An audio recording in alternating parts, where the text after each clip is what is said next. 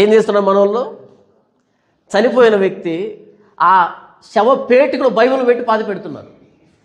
బయట వాళ్ళు ఏం చేస్తారు? వీడు తాగి చచ్చిపోయాడు అనుకో, చనిపోయిన తర్వాత ఏం చేస్తారు? ఆ సమాధి మీద మందు బాటలు పెడతారు వచ్చి. ఎందుకని?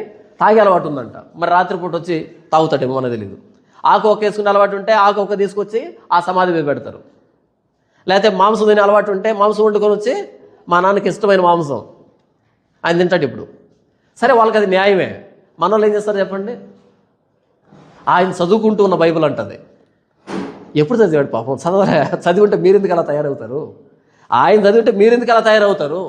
ఆయన చదవలేదనే నిదర్శనమే మీరు అలా తయారు కావడం. మా నాన్న చదువుకున్న బైబిల్ ఏం చేయాలి ఇప్పుడు? దాన్ని ఆయనతో పాటు శవపేటలో పెట్టి పాతి పెట్టడం. కుళ్ళిపోయిన తర్వాత బైబిల్ ఏమవుతుంది లోపల? అది కూడా కుళ్ళిపోతుంది. వాళ్ళు ఎందుకు పెట్టారు తెలుసా? మా నాన్న చదివిన బైబిల్ అని కాదు, ఆయన వాడిన వస్తువులు ఉండకూడదు ఇంట్లోనే. ఆయన వాడిన వస్తువు ఉంటే ఆయన తిరుగుతాడేమో లోపలనే. సరే, అయితే ఆయన చదువుతున్న బైబిల్ అక్కడ పెట్టారు కదా, మరి ఆయన సంపాదించిన ఆస్తి పత్రాలు ఉన్నాయే, అవి కూడా పెట్టచ్చు కదా. వాటి దగ్గరకు దైవం రాదు, వాటి దగ్గరికి ఆత్మ రాదు. ఆస్తి పేపర్ దానికి ఏం పని ఉండదు. దానికి దేంతో పని ఉంటుంది? ఆయన బట్టలతోనూ ఆయన మంచంతోనూ, ఏది పోయేటప్పుడు మంచంలో అన్ని కార్యక్రమాలు జరిగి ఉంటాయి కదా, ఆ మంచంతోనూ ఆ మంచాన్ని తగలబెట్టడం, ఆ బట్టలు తగలబెట్టడం, ఆ చెప్పులు తగలబెట్టడం, ఆ బైబిల్ పాతి పెట్టడం. కానీ ఆయన సంపాదించిన ఆస్తి పత్రాలు ఉంటాయే, దయ్యం వాటిని చూడను కూడా చూడదు. ఎంత దరిద్రులు తయారయ్యారంటే క్రైస్తవ్యంలో. వర్ణనాతీతం ఇలా చెప్పుకుంటూ వర్ణనాతీతం ఒక్కొక్కటిదే.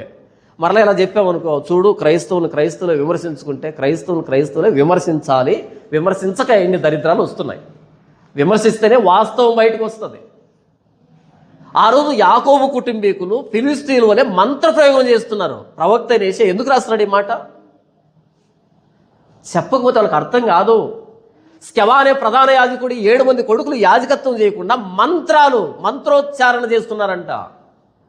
ఆ దయ్యం చెప్పింది, ఒరే నాకు యేసు తెలుసు, పౌలు తెలుసు, మీరు చెప్పాల్సిన అక్కర్లేదురా, మీరెవరో నాకు తెలియదు, మీరు యాజకులుగా ఉండాల్సి పోగొట్టి మంత్రాలు ప్రయోగం చేస్తున్నారేంటండి.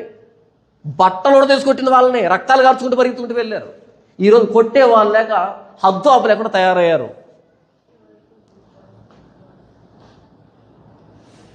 టచ్ అంటే దయ్యం పోతుందా? టచ్ అంటే దయ్యం పోతుందా? ఈ మంత్ర ప్రయోగాలన్నీ ఒక్కో మంత్రాన్ని ప్రయోగించే బయట వాళ్ళు కదా, మనం కాదు కదా. ఈరోజు అదే జరుగుతుంది. బయట వ్యక్తులు ఏం చేస్తారు అంటే, వాళ్ళకి ఇంట్లో ఒక ఇలవేల్పు ఉంటాడు, దేవుడు ఉంటాడు. సంవత్సరానికి ఒకసారి అందరూ కలిసి ఈయన కూడా పెద్దది ఉంటుంది ఒకటి, అక్కడికి వెళ్తారు. ఎందుకని? అది పుణ్యక్షేత్రం అని. వాళ్ళకి అది న్యాయం. పుణ్యక్షేత్రాలు ఉన్నాయి వాళ్ళకి, వాళ్ళు వెళ్తారు. మనకు పుణ్యక్షేత్రాలు ఉన్నాయా? సంవత్సరానికి ఒకసారి గుత్తికి వెళ్ళాలి, సంవత్సరానికి ఒకసారి బెల్లంపల్లికి వెళ్ళాలి, సంవత్సరానికి ఒకసారి కలవరం టెంపుల్కి వెళ్ళాలి, సంవత్సరానికి ఒకసారి ఈ దగ్గరలో బలి జరుగుతుందంట అక్కడికి వెళ్ళాలా. పుణ్యక్షేత్రాలా చర్చిలు అంటే? జీవితంలో ఒక్కసారైనా రండి ఎక్కడికి. ఎందుకు? ఇదేనా మక్కా మసీదా? కాదు కదా.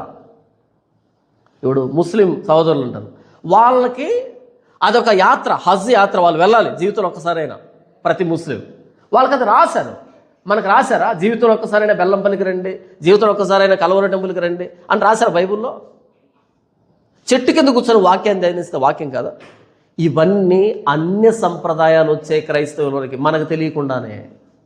ప్రార్థన చేసిన అరటి పళ్ళు అమ్ముకుంటూ ఉంటే సంతోషంగా వాటిని కొనుక్కుంటున్నామంటే, ప్రార్థన చేసిన అంజూరు పండ్ల కోసం ఎగబడుతున్నామంటే, బూడిద నెత్తి మీద పోసుకొని బూడిద చేష్టలు చేస్తూ ఉంటే వాడికి మనం వేలకు వేలు ఇచ్చి ప్రార్థన అవసరం చెప్పించుకుంటున్నామంటే ఇంత మించిన దౌర్భాగ్యమా?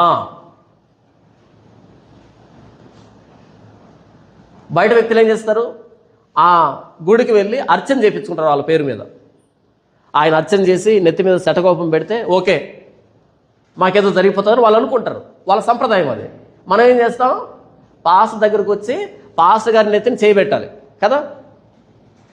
మన చర్చిలోనే ఒక ఆవిడికి ప్రార్థన చేస్తున్నా, కళ్ళు మూసుకుంది ఆవిడ, నెత్తి మీద ముసుగేసుకుంది. పరిశుద్ధుడు అయిన తండ్రి అన్నా అనగానే కళ్ళు తెరిచి అయ్యగారు అంది. ఏమ్మా ఏమైందంటే, నెత్తి మీద చేయబెట్టు. నేను ఎవరిని ఎత్తి మీద చేయబెట్టను మ్యాక్సిమం. అయ్యగారు ప్రార్థన ఆపాను, నెత్తి మీద చేయబెట్టి ఫస్ట్. అమ్మా చేయి పెట్టడం అలా కాదు ఇక ముందు పెట్టు అలా చేయబెట్టిన తర్వాత నా హస్తంలో ఉన్నటువంటి ప్రభావం అంతా ఆవిడ మీదకి వెళ్ళి ఆవిడ అనారోగ్యం అంతా పోవాలి. ఇప్పుడు వాళ్ళు శటకోపం పెడితే ఎంత సంతోషంగా ఫీల్ అవుతారో, ఈరోజు పాస్టర్ గారు నెత్తి మీద చేయి పెడితే అంత ఫీల్ అయిపోయేటువంటి మారిందా ఏమైనా అంటున్నా నేను. ఇదే అనుకున్నాను నయమాను కూడా. అదేంటి ఆ ముసలోడు ఆ గుడిసెలోంచి బయటికి రాకుండా వెళ్ళి యోర్దాను నదిలో 7 సార్లు మునగమంటాడా? దగ్గరకు వచ్చి నా గాయాలను చూసి గాయాల మీద చెయ్యి ఆడించి ఏంటంటో మంత్రాలు చేస్తాడని నేను అనుకుంటే, దగ్గరికి రాలే, కనీసం ముఖం చూడలే. ఎట్టబోతుందండి రోగం? ఎట్టబోతుంది రోగం? గాయాల మీద చెయ్యి ఆడిస్తే పోతుందా? ఆయన చేతిలో ఏమైనా ప్రభావం ఉందా? లేదు. యోర్దానికి వెళ్ళి 7 సార్లు మునుగు అని దేవుడు చెప్పిన మాట చెప్పినప్పుడు దేవుడి మాటకి శిరసావహిస్తే అప్పుడు పోయింది అది. తర్వాత వచ్చాడు, అయ్యా నేనేమనుకున్నానంటే మీరు చెయ్యి పెట్టి చెయ్యి ఆడిస్తే గాయాల మీద పోతుంది అనుకున్నాను, కానీ మీరు సెలవిచ్చిన మాటకి విధేయం చూపెడితే పోతుందని నాకు ఇప్పుడు అర్థమైంది. కానీ ఈరోజు క్రైస్తవులకి ఎన్నిసార్లు ప్రసంగిస్తే అర్థమవుతుంది. మేము ఇంత దూరం వచ్చామండి, ఆయన చెయ్యి కూడా పెట్టకుండా ప్రార్థన చేశాడండి. నా చేతిలో ఏముంది? చర్చికి రావడం, వెంట్రుకలు తీసుకోవడం, చర్చిలో వెంట్రుకలు తీసుకోవడం ఎందుకు? మరలా ఏం చేస్తారు? బయట కూడా తీసుకోరు, ఆ మూల తీసుకుంటారు. అక్కడ ఆ మూల తీసుకుని వెంట్రుకలు అక్కడేసి వెళ్ళిపోతారు. ఎందుకంటే చర్చిలో వెంట్రుకలు చర్చిలో తీయాలంట. ఎవరు క్లీన్ చేస్తారు చెప్పు? గాలికి మొత్తం ఇల్లంతా తిరుగుతుంటాయి, ఎవరు క్లీన్ చేస్తారు? మీరు, మీ మూఢత్వం కాకపోతే. అలా కాదమ్మా చర్చిలో వెంట్రుకలు తీసుకోకూడదంటే, మరి ఆ పాస్టర్ చేస్తాడే, నేనేం చేయాలి దానికి? మరి ఆ పాస్టర్ చేస్తాడు, ఆయనకు తెలియదు అంటే నేనేం చేయాలి దానికి? వారు ఫిలిస్తీన్ల వలె మంత్ర ప్రయోగం చేయదురు. ఫిలిస్తీన్లు చేయాల్సిన చేష్టలన్నీ ఇశ్రాయేలీలు చేస్తున్నారు. తూర్పు దేశంలో ఉండే సంప్రదాయాలన్నీ యెరూషలేములో కనపడుతున్నాయి. యేషయా బాధపడుతున్నాడు, ఈరోజు ప్రభువైన యేసుక్రీస్తు బాధపడుతున్నాడు. ప్రపంచంలో మూఢనమ్మకాలను తీసివేసినటువంటి ఆ రోజు క్రైస్తవ్యం అక్కడ, మొత్తం మూఢనమ్మకాలన్నీ క్రైస్తవ్యంలో తెచ్చుకున్నటువంటి ఈరోజు ఈ దౌర్భాగ్యులు ఎక్కడ? ఈరోజు క్రైస్తవులో ఉన్న మూఢనమ్మకాలు బయట లేవు. మన లోపల ఉన్న మూఢనమ్మకాలు బయట లేవు. బయట వాళ్ళు ఎడ్యుకేట్ అవుతున్నారు, డెవలప్ అవుతున్నారు.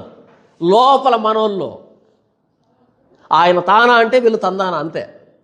పాస్టర్ గారు ఏం చెప్తే అదే. మూఢనమ్మకాలను రూపుమాపినటువంటి, నిర్మూలన చేసినటువంటి నాటి క్రైస్తవ్యం ఎక్కడ? ఈరోజు మూఢనమ్మకాలు కేరా పట్రస్ అయినటువంటి ఈ దౌర్భాగ్యులు ఎక్కడ? ఒకప్పుడు మన క్రైస్తవ మిషనరీలో ప్రభువైన యేసుక్రీస్తు నమ్ముకున్న వాళ్ళు వచ్చి హాస్పిటల్స్ కట్టించారు. ఎందుకో తెలుసా? టచ్ అంటే రోగం పోదు కాబట్టి, టచ్ అంటే జబ్బు పోదు కాబట్టి, ఏసు రక్తం పూసుకుంటే జబ్బు పోదు కాబట్టి హాస్పిటల్స్ కట్టారు. ఈరోజు మన దరిద్రులు వచ్చి ఏం చేశారు? ప్రార్థన శక్తి, స్వస్థత శాల, ఏసు రక్తం బాటిల్లో, ఏసు రక్తం బాటిల్ను చేయడం చేతగాకనా వాళ్ళు హాస్పిటల్స్ కట్టించింది? ఎంత దౌర్భాగ్యం తయారైంటే క్రైస్తవ్యంలో, వాళ్ళు కట్టిన హాస్పిటల్స్కి విలువ లేకుండా పోయింది. చెప్పాను కదా, సిఎంసి వెల్లూరులో. అక్కడ వెళ్ళిన తర్వాత ఆశ్చర్యం అనిపించింది. పెళ్లిగా ఆవిడికి, పెళ్లి చేసుకోలే ఆవిడ. పెళ్లి చేసుకోకుండా వాళ్ళ నాన్న పాస్టర్ అయితే వాళ్ళ నాన్న మాటలు విని క్రీస్తుని ఈ ప్రపంచాన్ని పరిచయం చేయడానికి, క్రీస్తు అందరి కోసం ప్రాణం పెట్టాడు కాబట్టి, మనిషి అంటే ఆయన చేతి నిర్మాణం కాబట్టి, మనిషి శరీరానికి సేవ చేయడం కూడా దేవుడికి సేవ చేసినట్టే. ఎందుకంటే ఆయన తయారు చేసిన శరీరం ఇది. ఆయన తయారు చేసిన శరీరానికి రోగం వచ్చి కృషించడం ఆయన నచ్చదు కాబట్టి వైద్యాన్ని తీసుకొచ్చి అంత పెద్ద హాస్పిటల్స్ కడితే, మిషనరీ హాస్పిటల్స్ కడితే, ఈరోజు ఏం చేశారు? ఏ హాస్పిటల్ లేదు, ఏ స్కూల్ లేదు, ఏ సేవ లేదు. ఈరోజు ఏమొచ్చింది? ఈరోజు క్రైస్తవులోనికి స్వస్థత శాల. సర్టిఫికేట్ ఏమైనా ఇస్తావు పోయిందని, రోగం పోయిందని? ఏమో. అన్ని బయట సంప్రదాయాలు వచ్చాయి. బయట బాబాలు ఉన్నారు అంటే మోసం చేస్తున్నారంటే అర్థం ఉంది. కానీ క్రైస్తవ బాబాలు వచ్చారు. స్వస్థత శాలలు పెట్టినోడు క్రైస్తవ బాబా, వర్షిప్ సెంటర్లు పెట్టిన వాళ్ళు క్రైస్తవ బాబా, టచ్ ఉష్ అని బుష్ అని ఈ దరిద్రపు కొట్టి వ్యవహారం చేస్తున్న వాళ్ళంతా బాబాలు. వీళ్ళంతా భగవాను ఆయన భార్య ఇద్దరు ఇప్పుడు జైల్లో ఉన్నారు. హైందవులు కొట్టుకున్నారు. అమ్మ భగవాన్ లేడు ఇప్పుడు బయట, అమ్మ భగవాన్ భార్య లేదు బయట. ఎందుకని? హైందవులు స్టింగ్ ఆపరేషన్ చేసి వాళ్ళు చేసిన మోసాలన్నింటినీ బయట పెట్టి వాళ్ళని లోపల పెడితే, మనం మాత్రం మన బెల్లంపల్లిలో ఉన్నటువంటి అమ్మ భగవాన్ని, ఆయన భార్యని ఆరాధించుకుంటున్నాం క్రైస్తవులుగా. ఒక విధంగా బయట వాళ్ళు మంచేమో. ఈ నిత్యానంద స్వామి ఉన్నాడు కదా, వాడు చేస్తున్న దరిద్రాలన్నీ వాళ్ళు బయట పెట్టి వాడిని దేశం నుంచి బయట పంపించారు బయట వాళ్ళు మేలుకొని. మనం మాత్రం ఒక్క మాట మన పాస్టర్ గారిని అంటే అది యేసు ప్రభువు అయినా ఒప్పుకోం. ఊరక ప్రభువా ఎన్ని చర్చలు కట్టావు అసలు నువ్వు అని అడుగుతాం మనం. ఎన్ని చర్చలు కట్టావు యేసు ప్రభువా నువ్వు అసలు? మా అయ్యగారు రాత్రింబవళ్ళు కష్టపడి ప్రపంచ దేశాలకు వెళ్ళి అడుక్కు తిని ఎన్ని చర్చలు కట్టాడు అనుకుంటున్నావు? యేసుప్రభు ఒక చర్చని కట్టాడా? యేసుప్రభు ఒక చర్చ కూడా కట్టలే. కానీ ఈరోజు ఉన్నటువంటి అయ్యగారులు ఎన్ని చర్చలు కట్టారు, ఎన్ని బ్రాంచ్లు కట్టారు. ఇలాంటి వాళ్ళను అనడానికి యేసుప్రభు సరిపోతాడా? ఇది ఈరోజు జాడ్యం, మౌఢ్యం, మూర్ఖత్వం, అమాయకత్వం. నేను ఇంతవరకు చెప్పింది వాక్యమే. వారు ఫిలిస్తీన్ల వలె మంత్రప్రయోగం చేయదురంటే ఈరోజు క్రైస్తవులు మంత్రప్రయోగాలు ఏంటి, బయట ఆచారాలు ఏంటి, సంప్రదాయాలు ఏంటి, ఎలా క్రైస్తవ ముసుగులో బయట ఆచారాలు ఏలుబడి చేస్తున్నాయి మనల్ని అని దానికి చెప్తున్నాయి. ఇదంతా వాక్యం ఇదంతా. చూడండి అంటున్నాడు 7వ వచనం, 6 నుంచి చదువుతాను. యాకోబు వంశమగు ఈ జనము తూర్పును ఉండిన జనుల సంప్రదాయంతో నిండుకొని ఉన్నారు.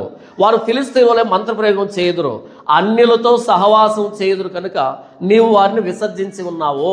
ఈరోజు పెద్ద పెద్ద పాస్టర్లకి ఎవరితో సహవాసం? రాజకీయ నాయకులతో. ఎందుకని? వీళ్ళ మీద రైడ్ జరగకుండా వాళ్ళు కాపాడతారు కాబట్టి.